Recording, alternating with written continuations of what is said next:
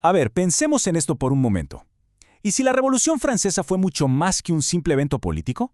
La fuente que vamos a analizar hoy propone justamente eso, que fue en realidad la culminación de un conflicto espiritual que se venía cocinando por siglos. Así que, bueno, vamos a meternos de lleno en esta interpretación tan particular de la historia. Y todo arranca con esta idea, con este versículo. Es como la tesis central de todo lo que vamos a ver. La fuente sostiene que una decisión, una elección a gran escala de preferir la oscuridad a la luz, bueno, eso fue lo que terminó desatando consecuencias terribles para toda una nación. Ahora, para poder entender bien esta perspectiva, primero tenemos que ver desde dónde parte.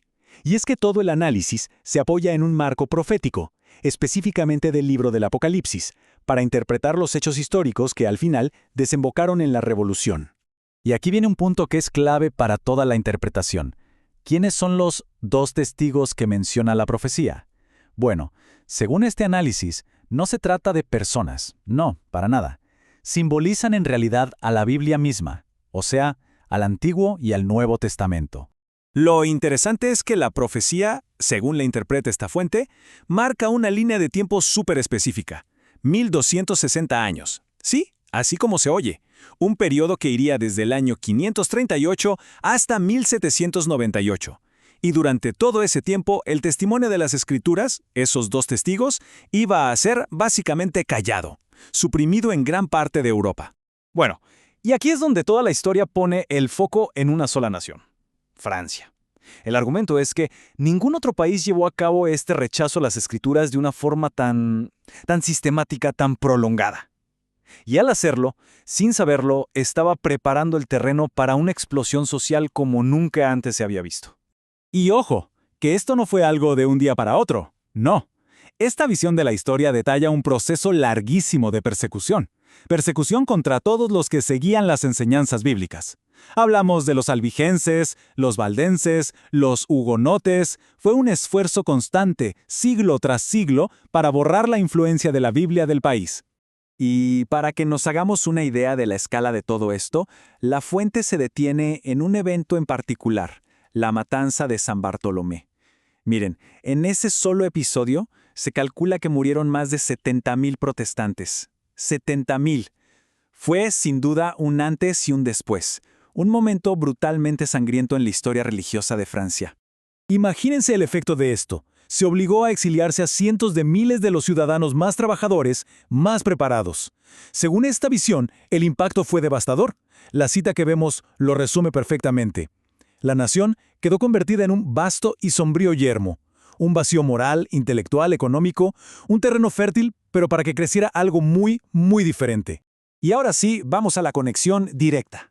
¿Cómo es que esta narrativa une esos siglos de supresión con la violencia brutal de la revolución? Pues la idea es simple y directa. Cuando se rechaza un fundamento moral, el resultado inevitable es el caos. Es en este punto que el análisis usa un simbolismo bíblico muy fuerte para describir a la Francia de la Revolución. La compara con dos lugares muy específicos: el Egipto, que desafió directamente a Dios, y la Sodoma, conocida por su corrupción. Con esto, lo que se quiere decir es que era una nación que le había dado la espalda por completo a sus bases espirituales. Entonces la fuente lo que plantea es una elección entre dos caminos, sin puntos medios.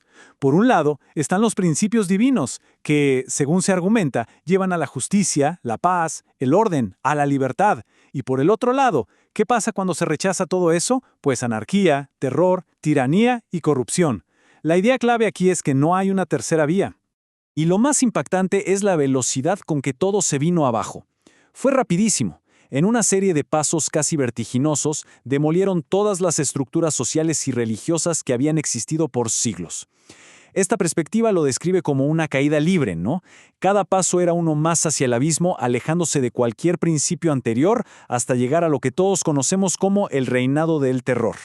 Y esta frase que se le atribuye a un sacerdote del nuevo orden secular, de verdad que captura el punto más alto de ese desafío. Es que ya no era simple indiferencia, ¿eh? Era una declaración de guerra, abierta, pública, contra la idea misma de Dios, y dicha, además, en el corazón mismo de la nación. Las consecuencias de todo este derrumbe se pueden ver en los números, y son escalofriantes. Llegó un punto en que las cárceles de Francia tenían más de 200,000 prisioneros. 200,000. Solo ese dato nos da una idea de la escala de la paranoia, de la brutalidad que se había apoderado de todo el país durante el terror. Pero bueno, la historia no termina ahí, en la destrucción, para nada.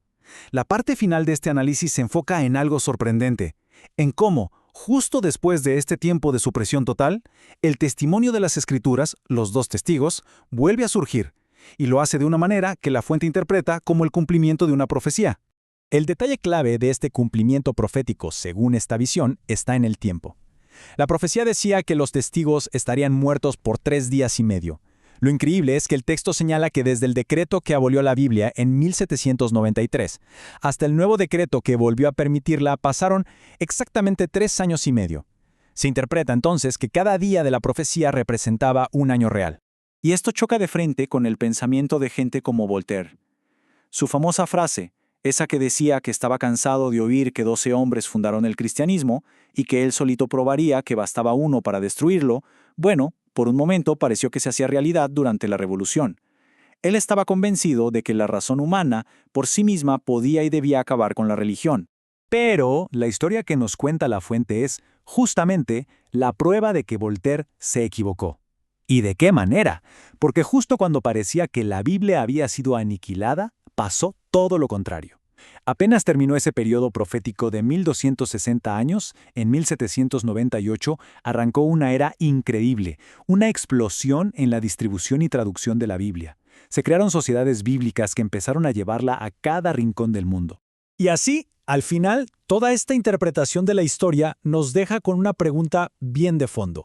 Al poner en contraste, por un lado, la promesa de orden y libertad que se basa en principios divinos, y por otro, el caos y la tiranía que según este argumento nacen de su rechazo, bueno, nos invita a pensar, a reflexionar sobre cuál es en realidad el verdadero fundamento de una sociedad estable y libre.